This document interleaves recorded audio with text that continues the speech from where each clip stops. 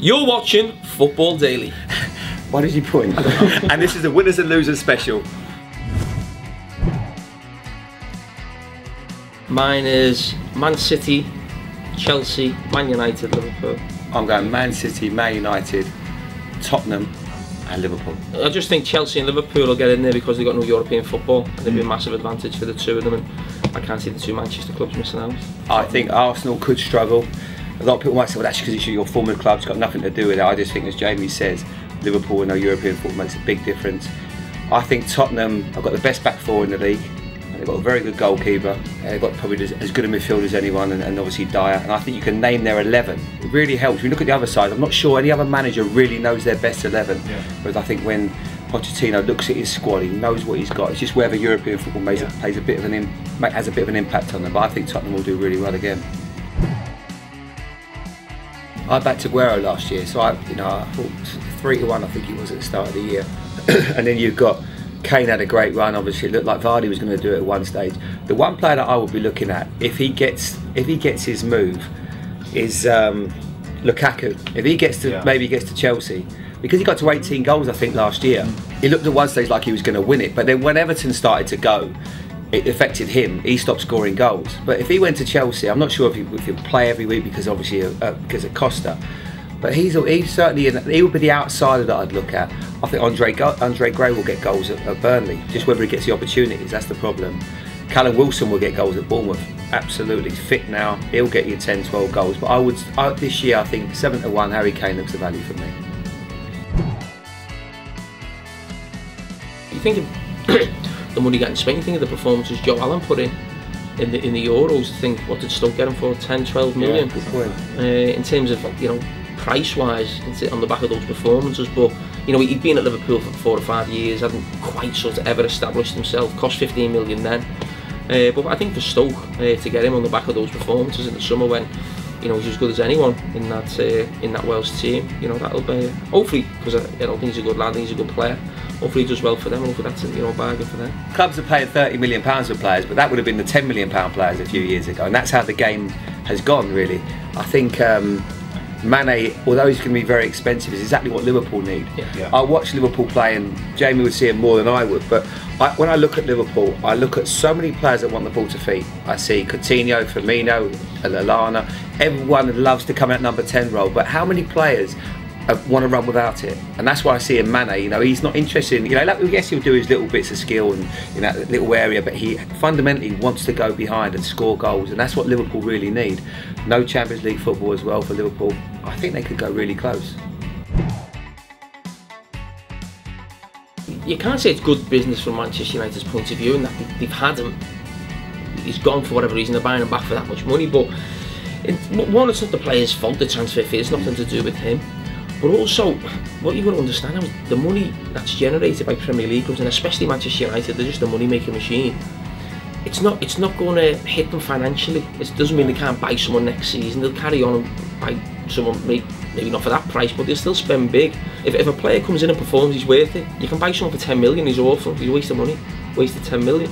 If he comes in and does the job, listen, people can say it's too much money, but if they get the player that they want and he takes them to where they want to be, and I think for him to be classed as worth it, he's probably got to do what Frank Lampard done for Chelsea, Steven Gerrard done for Liverpool, Yaya Toure done for Manchester City, that powerhouse midfielder who drives forward, gets goals and takes the team to success, and then he will be worth it. But from Manchester United's point of view, it's not going to skint the club. They make that much money selling shirts, advertising, sponsorship deals, so I don't think we should be too worried about how much it's cost. First and foremost, it's an astronomical fee. I agree with that, but is he a great player? Absolutely, I think he will be. I think he can come into this league and rip it up. I genuinely believe that, having watched him. I don't think he had the best Euros, but what it shows you now, the game is, and Jamie touched on it, is exactly right. It's show business now. This is football, and for the old guard, they might go, of course he's not worth that, he doesn't do this, doesn't do that. But I've got an 11-year-old kid and a 12-year-old and a 7-year-old. They love Paul Pogba. They want to see the boots that he's wearing. They want to see the kits that he's got, the haircuts, the dabs, and everything that goes with it. And that's what he brings to the league. Now, it's great having all the best managers, but we've got to have the best players as well. Because otherwise we're talking about all the best players being in Spain and this, that and the other. We say, yeah, this is the best league, but we need the best players. We've been complaining for years, you said about getting the best players, Gareth Bale goes to Real Madrid for a similar amount of money, Cristiano Ronaldo leaves, Xabi Alonso leaves, Luis Suarez leaves, and we complain. And now we're buying someone who those two clubs probably wanted, or maybe they couldn't fit him in the team. Yeah, exactly. But we're getting a player who could play for one of those teams, you know, and coming to the Premier League.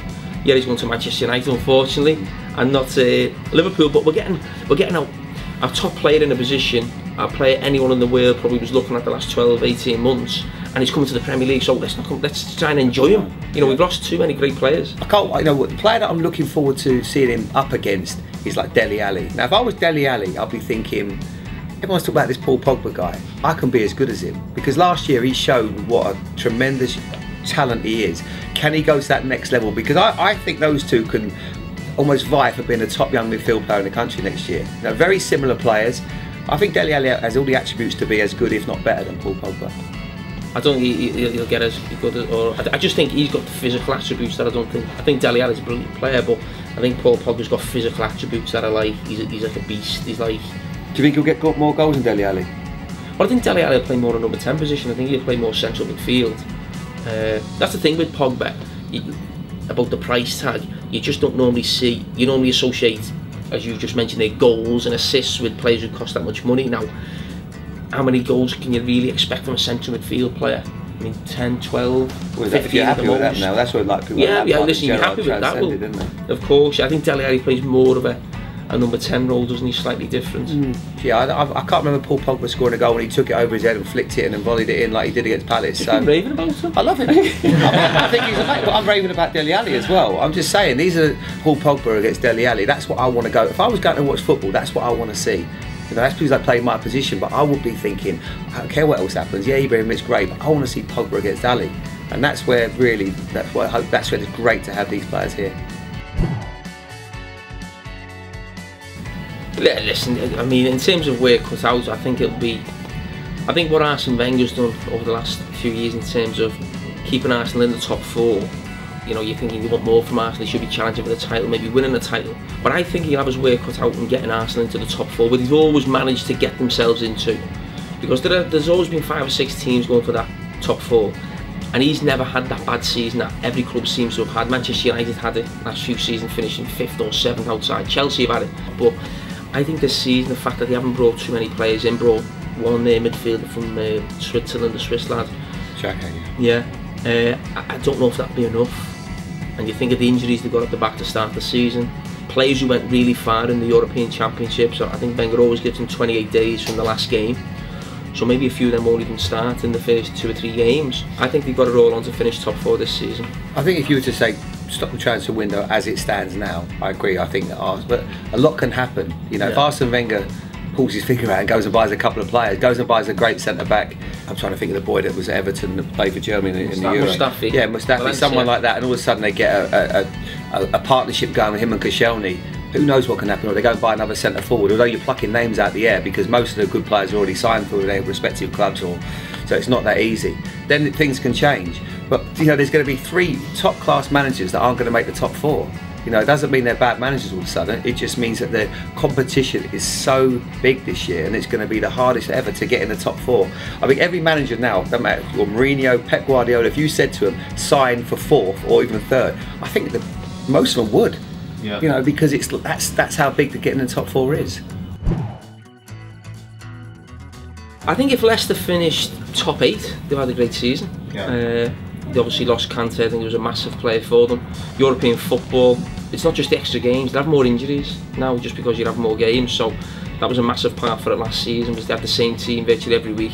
That can't happen because you have to rotate. The Tinkerman will have to come back at times next season, and they'll have more injuries.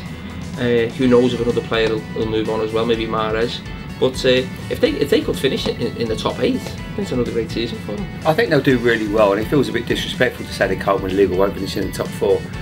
But I agree with Jamie, Kante's a huge loss. When I look at Leicester last year, Kante and Drinkwater were just incredible. You know, in the position that I played, and I think about all the great teams and great midfield. You know, you look at Vieira and Petit that had that telepathic understanding of where each other was. They had that last year with those two. They were incredible. I'm looking forward to seeing how Musa does. I mean, from what I've seen in pre-season, he's a flying machine. He'll score goals, and you add that to what they've already got up front with Okazaki and Vardy. They've got lovely, real genuine pace. People have to be really patient, not just with Leicester, with Chelsea, with Man City, with Man United, all the teams that can win the title. Managers are going to come under a lot of pressure, probably more than they've ever come under in their lives, because it's going to be so competitive, James, isn't it, next year? You mentioned Palace earlier. Yeah, I just think Palace at times last season I really liked them, and I couldn't believe the drop off in them for whatever reason. Maybe the FA Cup played a part, but I think with Andros Townsend, I think Thompson's coming in at the back. I think they've signed a goalkeeper from France as well, so they've done a lot of business early. And I think it's a tough place to go, Palace. Any team going there now. Before on Pardew's time, I think Tony Pulis made it like that as well. So it's a tough place to go and expect a lot more from Palace this season. So I think they'll be more closer to top 8 than sort of, you know, the bottom 8 what they were last season.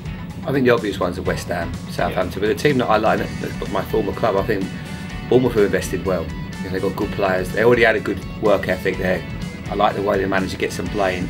I think Jordan Ibe can be a revelation down there as long as his attitude's right. I think there's a couple of question marks on why Liverpool let him go, but he's got pace, he's got strength, and under Eddie Howe, who will, there's no doubt at all, he works with young players and improves them. Eddie Howe can do that with him, you know, and if he gets his head right, he's got all the attributes to be an England regular in a few years, because he's got real power. You know, if you're a fullback or someone and you see someone that's running at you with that pace and 13 stone, it's not easy to stop. So hopefully Bournemouth do really well, and I don't see them as relegation candidates. I see them really pushing on, and I think from Eddie's point of view, if he has another good year, then sooner or later the top 4 club will come calling for him. I think the first place you've got to look at Hull. I mean, you always look at the promoted teams, but I think Burnley will find it difficult, as they did last time out. I think Sean Dyche is a really good manager. I really like him, but unfortunately the people above, or whatever, it's club policy, they haven't invested. They didn't invest last time, and you're asking a lot. I think the teams coming up, I think Middlesbrough have maybe got more chance of staying up than the other two because of a lack of investment at Burnley and just the shambles that's going on at Hull, really. What you know, to lose a manager so close to the season, still not appointed anyone. I think they've got lots of injuries, haven't invested as well, so I think those two certainly. And who else could you say out there? I mean, listen, anyone. There's always someone one season who I think maybe look at Sunderland every year, dance with the devil. Yeah. But you know, I think they should be okay. I think you've got West Brom, they're not an exciting side to watch, but they just always seem to manage to get to 40 points. But I remember last year, if you were asking me to predict last year who was going to go down, Leicester I think were pretty much in everyone's fault. So anything can happen, but I still think that those teams that have come up got it all to do to stay up. The Manchester derby, just the Pep Guardiola, Jose Mourinho, and it's because it takes you back to those Barcelona, Real Madrid games were just, I mean, they were probably the highest level of football I think I've probably ever seen.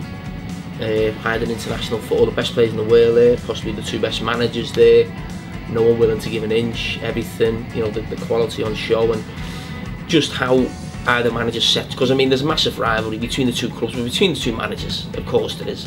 Massive egos, they want to be the top dog, not just Manchester but the Premier League, and I think how both teams set up on the day, who they play, how they try and I mean, if you remember Jose Mourinho in Madrid, he put Pepe in midfield basically to try and kick Xavi and Iniesta off the pitch. That was his way of stopping them because he couldn't compete football wise. Now maybe he feels his squad or his team are as good as Man City, and he can take them on football wise, so that'll be interesting to see how those 2 games this season. But it's an interesting point. If he can do that at Real Madrid, who have a philosophy of playing great football, he can do it at Man United. Forget the tradition and all the wingers, and we all hear the ex-players telling us about how Man United should play, and he don't care. He'll want winning football, and that's where he'll bring to Man United. And obviously that's the game that I'm looking forward to as well. But the North West, I'm looking forward to get Klopp against Mourinho. I don't want to see them all matey though. I want to see them all falling out and having a bit of row on the touchline, because I want to see Klopp bouncing up and down like he does, and then Jose bumping into him. That's what he wants. I'm looking forward to seeing Jose against Wenger as well. That's always interesting because they like each other, those two, don't they? Thank you so much for watching, guys. Make sure you join us. 126 games on Sky Sports this season. It's going to be one of the best ever. Every game.